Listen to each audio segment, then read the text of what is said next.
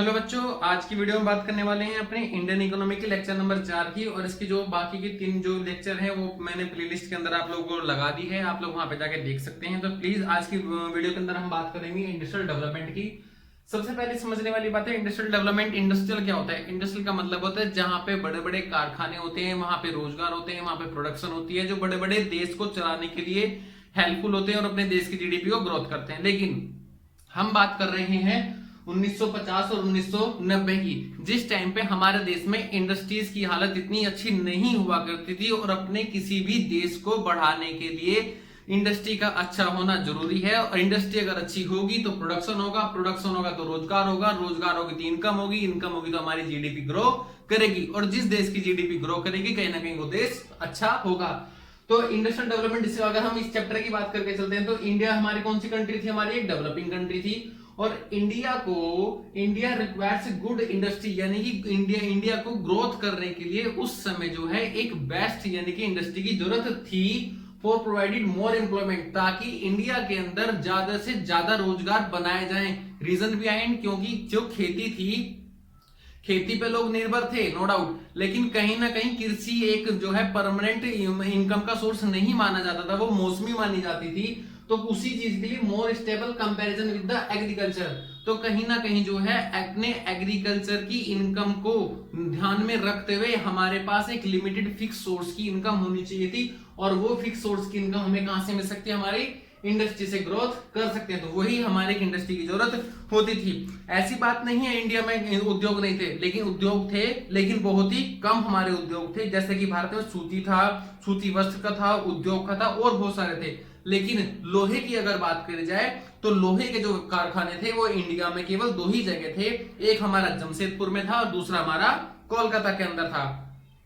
तो बच्चों उसी के आगे जो है दूसरा पॉइंट देखते हैं कि role of public sector in industrial development. Public sector का मतलब होता है गवर्नमेंट। सिंपल सी बात है। अब आती है 2 बातें।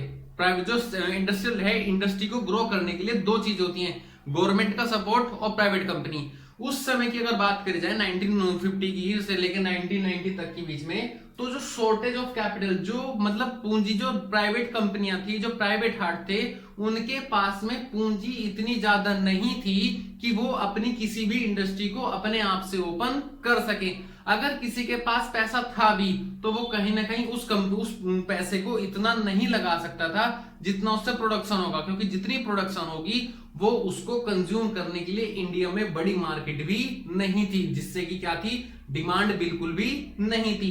तो उसी चीज को कहीं ना कहीं प्रोत्साहन देने के लिए प्राइवेट सेक्टर आगे जब नहीं आए तो हमारे गवर्नमेंट सेक्टर ने, पब्लिक यानी कि गवर्नमेंट ने उसको थोड़ा सा मतलब कि इंक्रीज किया। उसके बाद में दूसरा बोलता है कि lack of incentive of private sector. हमारे क्या थे कि निजी क्षेत्र के लिए प्रोत्साहन में कमी थी। मैंने जैसा कि आपको बताया कि अगर किसी के पास में पैसे भी थे, गवर्नमेंट उसको फोर्स करती थी कि आप अपने बड़े प्रोजेक्ट जो है इंडिया में लेके आइए और उसको डेवलप करिए, उससे रोजगार पैदा होंगे। लेकिन कहीं ना कहीं जो है उस चीज के लिए वो एग्री नहीं होते थे, क्योंकि इंडिया के अंदर किसी भी चीज की डिमांड नहीं हुआ करती थी, कि लोग पुराने जमाने के थे और नई चीजों पे मूव करना उनको बहुत मुश्किल था, जैसे कि आज के लोगों में होता है। तीसरा मोटिव है कि समाज कल्याण का उद्देश्य, यानी कि ऑब्जेक्टिव ऑफ सोशल वेलफेयर। इसका मतलब था कि जो अमीर और गरीब, अगर हम सारी सारी चीजें प्राइवेट हाथों में दे देंगे तो कहीं ना कहीं जो हमेशा चीजों को अपने अपने प्रॉफिट को मोटिव करने के लिए वो एक मतलब कि एक फिक्स टारगेट वो सेट करेंगे कि हमें अपना महंगा माल बनाना है, महंगी इनकम करनी है और ज्यादा इनकम करेंगे। लेकिन कहीं ना कहीं जो गवर्नमेंट थी वो उसने सोशल और वेलफेयर का भी ध्यान रखा, जिसके कारण क्या था, उसने इन चीजों के भी लिए जो है मतलब सामाजिक सुरक्षाओं के लिए भी उसने अपनी इंडस्ट्री लगाई थी, जिससे कि लोगों को रोजगार मिल सके और लोगों की इनकम को अच्छे से कंज्यूम किया जा सके। बच्चों उसके बाद में जो है इंडस्ट्रियल पॉलिसी रेजोल्यूशन आया था 1956 के अंदर।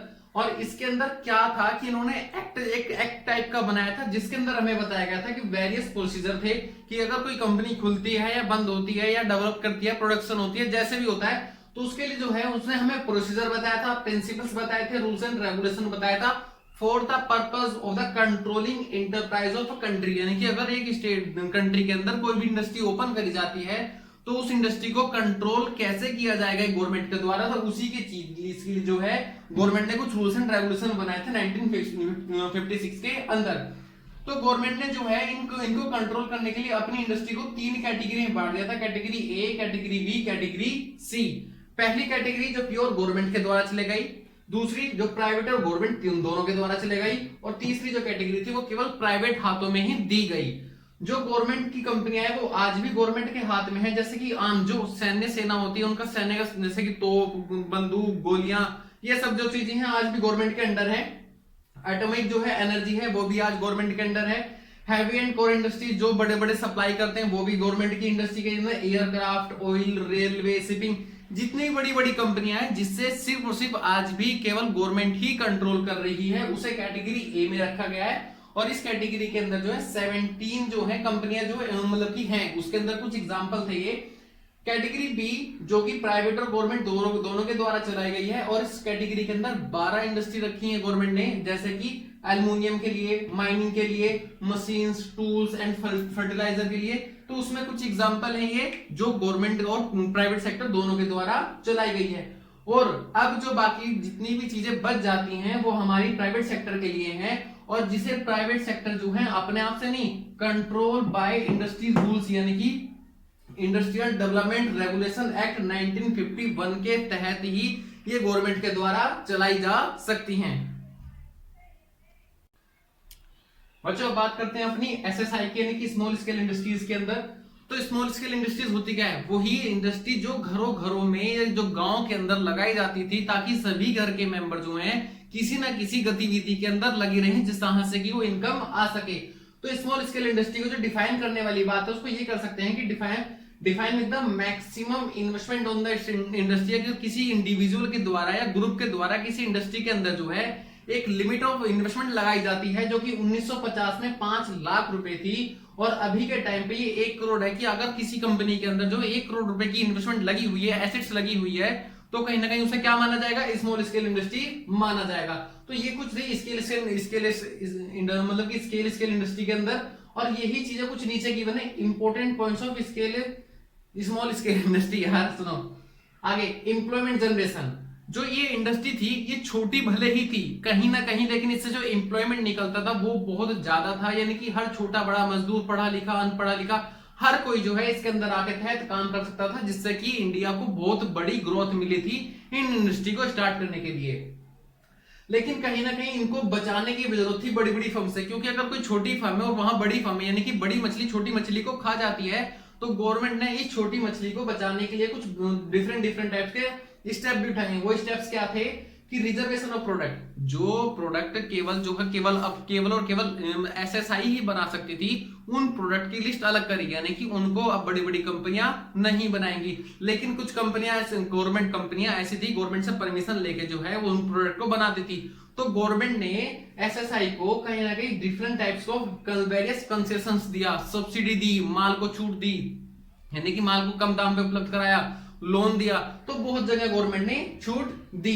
ये थी हमारी इस वीडियो की बातें, और प्लीज यार चैनल को मेरा सब्सक्राइब करो, वीडियो को लाइक करो। थैंक यू यार।